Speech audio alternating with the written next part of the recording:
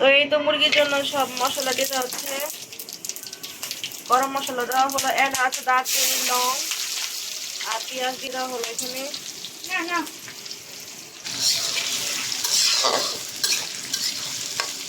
তো এটাকে আমরা ব্রাউনি ব্রাউনি করেছি, দেখতে পাচ্ছেন। তো এই মোমেন্টে আমরা মরিচের গুঁড়া দেয় দেবো, তো হলুদের গুঁড়া আর ধনিয়ার গুঁড়া দেওয়া হচ্ছে। এখানে আপনার পরিমাণ মতো সব মশলা নিয়ে নেবেন। আমরা একটা মুরগির জন্য নিয়েছি, তো আর আমাদের একটা মুরগি হলো 1.5 কেজির মতো, 1.5 কেজি প্লাস আর কি। তো আপনাদের মশলা, আপনাদের মুরগি যদি এরকম হয় তো আমাদের মশলা ইউজ করতে পারবেন। আমরা যতটুকু পরিমাণে দিচ্ছি, আর এছাড়া যদি কম বেশি হয় তো সেক্ষেত্রে আপনার পরিমাণ।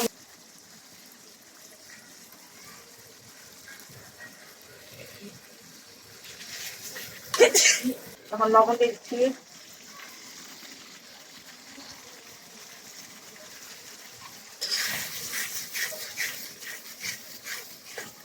তো আলু দিয়ে একবার একটু কষিয়ে নিব আমরা।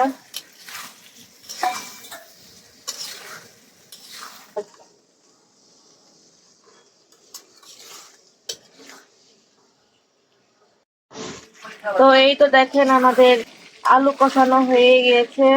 তো এই দেখেন আলু কালার দেখে বুঝতে পারবেন যে এখন মুরগি দিয়ে দিচ্ছি।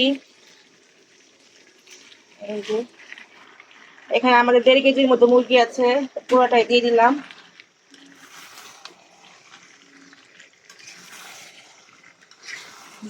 এটাকে ভালোভাবে নাড়াচাড়া দিয়ে নিই। তো এই যে দেখুন আমরা মুরগির নাড়াচাড়া দিয়ে নিয়েছি, নেওয়ার পরে লুকটা এরকম এসেছে, লুকসটা দেখেন। তো এই মুহূর্তে আমি ঢেকে দিব, সিদ্ধ হওয়ার জন্য আমরা ঢেকে দিব।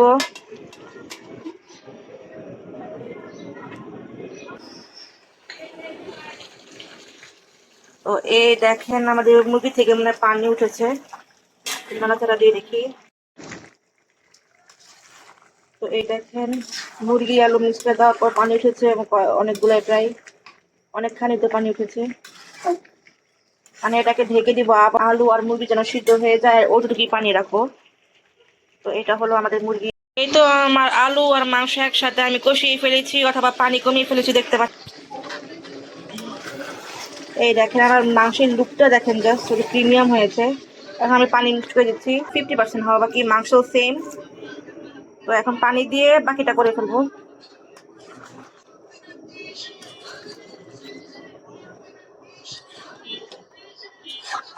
তো এইটুকুই আমাদের জন্য।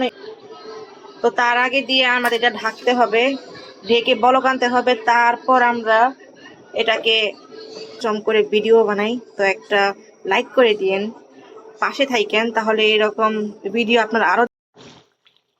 তো এই মোমেন্টে আমি দিয়ে দিচ্ছি জিরার গুঁড়া, কারণ জিরা গুঁড়া দিব। এই যে দিয়ে এখন নাড়াচাড়া। তো নামানোর আগে দিয়ে আপনারা সবসময় জিরার গুঁড়া দিবেন। তো এইটাকে আমি আর একটু শুকাবো, শুকানো হয়ে গেলে আমি